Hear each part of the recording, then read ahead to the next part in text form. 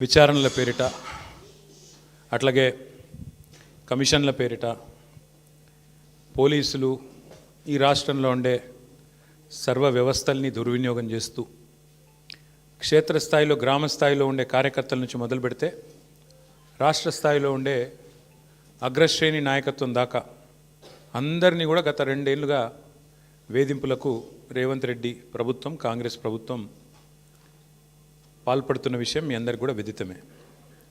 ఆ పరంపరలో భాగంగానే ఇవాళ పెద్దలు మాజీ మంత్రివర్యులు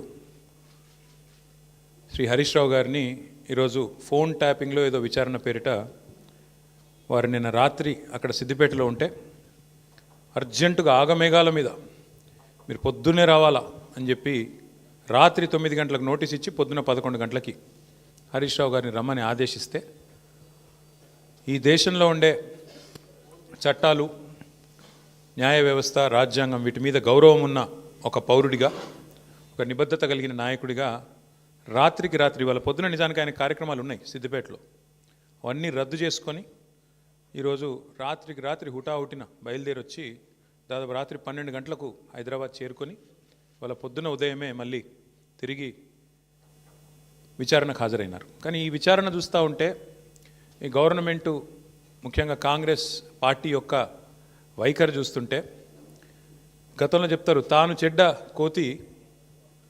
చెడ్డ కోతి వనమంతా జరిపిందంట. అట్లాగా రేవంత్ రెడ్డి గారు ఆయన గతంలో దరిద్రపు కొట్టు పనులు చేసిండు కాబట్టి దొంగ పనులు చేసి దొరికిపోయిండు కాబట్టి డబ్బు సంచులతో దొరికిన దొంగ కాబట్టి అందరూ కూడా అదే బుద్ధులు ఉంటాయి అనుకునే ఒక పద్ధతుల్లో ఆయన వ్యవహారం కనబడతా ఉంది. ఆయన కంటిన బురద అందరికి అంటాలని చెప్పి ఆయన పాపం తాపత్రయపడుతున్నాడు, తహతహలాడుతూ ఉన్నాడు. ఒకటి రేవంత్ రెడ్డి గారికి చెప్తా ఉన్నా, ఇలా జరుగుతున్నది మీకు కూడా చెప్తా ఉన్నా, సిట్టు విచారణ కాదు, ఇది చిట్టి విచారణ. చిట్టినాయుడు గారు నడిపిస్తున్న ఒక పనికిమాలిన విచారణ తప్ప ఓ లొట్టపీసు కేసులో ఇంకో పనికిమాలిన చిట్టి విచారణ తప్ప సిట్టు లేదు, తిట్టు లేదు, ఆడ ఏమి లేదు. 2 ఏళ్ల నుంచి బోగస్ కథనాలు, ముఖ్యమంత్రి కార్యాలయంలో వడ్డించి వార్చే పనికిమాలిన స్టోరీలు, ఒక్కటి కూడా రాష్ట్ర ప్రజలకు పనికొచ్చే కథనం లేదు. పనికి మాలిన స్టోరీలతో 2 ఏళ్ళు టైంపాస్ చేస్తూ ఉన్నాడు. నేను అడుగుతా ఉన్నా ఆయనని రేవంత్ రెడ్డిని, 1 కాదు 2 కాదు, ఇంకో 1000 వేసుకో, నీ సిట్టులు చిట్టీలు ఇంకో 1000 వేసుకో, ఏం ఫరక్ పడదు. మేము మాత్రం నీ కొద్దిగా ఉంటే కొన్ని రోజులు శునకానందం ఉంటుంది, కానీ మేము మాత్రం నేను వదిలిపెట్టం. బీఆర్ఎస్ ఇవాళ తెలంగాణ ప్రజల గొంతుక, ప్రధాన ప్రతిపక్ష పార్టీ. మీరు ఎన్నికల్లో ఆనాడు మమ్మల్ని ఓడించడానికి అడ్డమైన మాటలు చెప్పి అడ్డగోలు హామీలు ఇచ్చి అందమైన అబద్ధాలను 6 గ్యారంటీ కార్డుల రూపంలో ప్రచురించి ఆ రోజు ప్రజలను ఏదైతే బురిడి కొట్టించినారో మేము ప్రజల తరపున గట్టిగా మాట్లాడుతున్నాం అనేది నీ బాధ. కార్పొరేషన్ చైర్మన్గా బీఆర్ఎస్ పార్టీగా మేము ఖండన చేస్తూ ఉన్నాం. ఇవాళ హరీష్ రావు గారు 25 నెలలుగా ప్రతిపక్షంలో రుణమాఫీ ఎందుకు కావట్లేదని చెప్పేసి ప్రజల తరపున కొట్లాడుతూ ఉన్నారు. రైతు బంధు ఎందుకు కేట్లేదని చెప్పేసి హరీష్ రావు గారు కొట్లాడుతూ ఉన్నారు. అదేవిధంగా ఇల్టు పాలసీ మీద జరిగేటువంటి దాని మీద కొట్లాడుతూ ఉన్నారు. అయ్యా రేవంత్ రెడ్డి గారు, మీరు సిట్టు వేస్తే ఇల్టు పాలసీలో జరిగిన అవతవకాల పైన సిట్టు వేయాల్సిన అవసరం ఉంది. అదేవిధంగా నైని బొగ్గు గని ఏదైతే ఉందో ఆ బొగ్గు గని యొక్క టెండర్ల పైన సిట్టు వేయాల్సిన అవసరం ఉంది. ఇవాళ హరీష్ రావు గారేమో ప్రజల కోసం కొట్లాడుతూ ఉంటే వీళ్ళ మంత్రులు మాత్రం దేనికోసం కొట్లాడుతూ ఉన్నారు. ఒక ఆయనేమో వెన్సన్ అనే కంపెనీకి ఎందుకు నైని బొగ్గు బాగు టెండర్ ఇస్తామని చెప్పేసి కొట్లాడుతూ ఉన్నారు. ఒక ఆయనేమో మెగాకి ఎందుకు ఇస్తామని చెప్పేసి ఒక మంత్రి కొట్లాడుతూ ఉన్నాడు. ఒక ఆయన సుషి ఇన్ఫ్రాకి ఎందుకు ఇస్తామని చెప్పి ఒక మంత్రి కొట్లాడుతూ ఉన్నారు. ఈ మంత్రులేమో టెండర్లు ఈ కంపెనీకి ఇవ్వాలి ఈ కంపెనీకి ఇవ్వాలని కొట్లాడుతూ ఉంటే మా హరీష్ రావు గారు మాజీ మంత్రివర్యులు తెలంగాణ ఉద్యమ నేత నిప్పు లాంటి నాయకుడు మాత్రం ఈ ప్రజలకు మీరు ఎందుకు హామీలు నెరవేర్చాలని కొట్లాడుతూ ఉన్నారు. ప్రజల కోసం ప్రజల హామీల కోసం కొట్లాడుతున్న నాయకుల మీద సిట్లేస్తూ ఉన్నారు. కంపెనీలలో వాటాల కోసం కంపెనీలకు టెండర్లు కావాలనే నాయకులకు మాత్రం వాళ్ళేమో పరదాలు చేస్తూ ఉన్నారు, కార్పెట్లు వేస్తూ ఉన్నారు. ఈ వాస్తవాన్ని తెలంగాణ ప్రజలు గమనించాల్సిన అవసరం ఉంది. 6 అడుగుల బుల్లెట్టుగా నీతి గల నాయకుడుగా రుణమాఫీ ఎందుకు చేస్తలేమంటే సిద్దిపేటలో క్యాంపు కార్యాలయం మీద దాడి చేస్తారు, అత్యాయత్నం చేసే ప్రయత్నం చేస్తారు.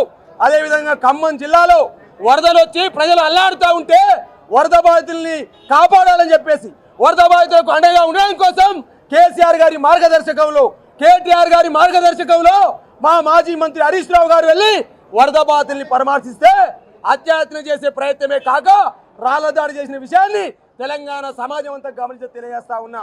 అయ్యా ఇవాళ వాస్తవాలు గమనించుకోరి.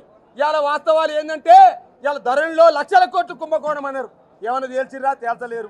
కాళేశ్వరంలో కుంభకోణం అన్నారు, ఏమైనా తేల్చిర్రా? తేల్చలేరు. ఫోన్ ట్యాపింగ్ అని చెప్పేసి ఇలా కొత్త తీసుకొస్తా ఉన్నారు. ఇవాళ మీరు ఎన్ని ఋతురాగాలు లాంటి ఎన్ని డైలీ సీరియల్ తెలుగు సీరియల్ తీసుకొచ్చినా నిప్పు లాంటి నాయకుల మీద మచ్చ ఉండదు, సూర్యుడి పైన ఉమ్మేస్తే మీ మీదనే పడతని చెప్పేసి కూడా హెచ్చరికలు జారీ చేస్తా ఉన్నాం.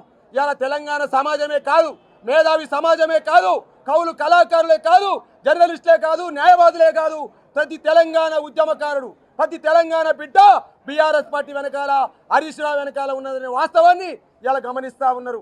ఇవాళ 100కు 100% హరీష్ రావు గారు ఇలా ఏ తప్పు చేయకపోయినా ఇవాళ నీ యొక్క ఇల్టు పాలసీ మీద ధ్వజమెత్తుందని, అదేవిధంగా ఎస్యూ భూ కుంభకోణం మీద మాట్లాడుతుందని, అదేవిధంగా గ్రీన్ ఫీల్డ్ హైవేలో అక్రపాలెం మాట్లాడుతుందని, అదేవిధంగా ఇవాళ దేవాలయ శాఖ అండి, దేవాలయ శాఖ కొండ సురేఖ ఆధ్వర్యంలో ఉంటుంది.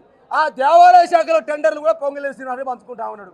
నీ మంత్రి ఇన్ఛార్జి మంత్రిగా ఉన్న మంత్రి సురేఖ తెలవకుండా ప్రెస్ మీట్లు పెడతా ఉన్నారు. గది జరుగుతుందని చెప్పేసి పత్రికలు పుంకాలు చెప్తా ఉన్నవి. ఇవాళ సినిమా మంత్రికి మా జిల్లా మంత్రి పాపం కోమరెడ్డి వెంకరెడ్డి సీనియర్ మంత్రి పాపం ఆయన తెలవకుండా సినిమా టికెట్లు రేట్లు పెరుగుతా ఉన్న పరిస్థితి కనపడతా ఉంది. ఈ రాష్ట్రంలో ఏం జరుగుతూ ఉంది? ఈ రాష్ట్రంలో మంత్రుల మధ్య సయోధ్య ఉందా? ఈ రాష్ట్రంలో మంత్రుల మధ్య సయోధ్య లేదు, వాటాల మధ్య మాత్రమే పంచాయతీ జరుగుతూ ఉంది. ఈ వాటాల మధ్యన సిట్ చేయాల్సిన అవసరం ఉంది. ఇలా జరుగుతున్న అన్యాయం మీద సిట్ చేయాల్సిన అవసరం ఉంది, జరుగుతున్న అవినీతి మీద సిట్ చేయాల్సిన అవసరం ఉంది. అదేవిధంగా మేడారం జాతరలో జరిగిన టెండర్ల పైన సిట్ చేయాల్సిన అవసరం ఉంది. సిట్టు హరీష్ రావు మీద కాదు, ఈ రేవంత్ రెడ్డి బామ్మర్ది సుజన్ రెడ్డి యొక్క ఏదైతే సోదా కంపెనీ ఉందో ఆ సోదా కంపెనీ జరిగిన టెండర్ల పైన సిట్ చేయాల్సిన అవసరం ఉంది. సిట్టు దీని మీద వేయాలి. నువ్వు చేయని రుణమాఫీ మీద సిట్ అయ్యి, నువ్వు వేయని రైతు బంధు మీద సిట్ అయ్యి, నువ్వు వేయని 420 హామీల మీద సిట్ చేయాలి. రేవంత్ రెడ్డి ఇవాళ సిట్ చేసినావు, మంట పెట్టినావు, మీ మంత్రుల మధ్య పొందుతలేదు, మీ మంత్రుల క్యాబినెట్ మంత్రి మధ్య రచ్చ నడుస్తూ ఉందని చెప్పేసి 15 రోజులు దావోసు బారిపోయినావు. ఇవాళ అంటే మంత్రులు ఏమన్నా కానీ, రాష్ట్రం ఏమన్నా కానీ, ప్రజలన్నీ ఎటన్నా పోనీ కానీ నేను మాత్రం దావోసులో పోయి ఏదో చేస్తానని చెప్పేసి మాట్లాడుతున్నాడు రేవంత్ రెడ్డి.